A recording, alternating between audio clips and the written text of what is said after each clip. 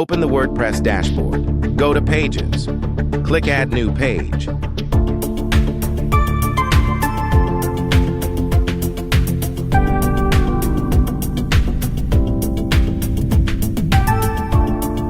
Add title.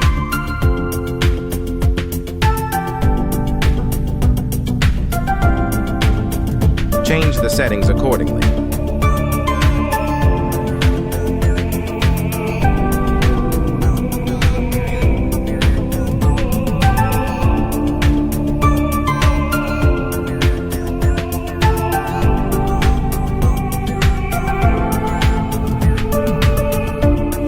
Click Publish.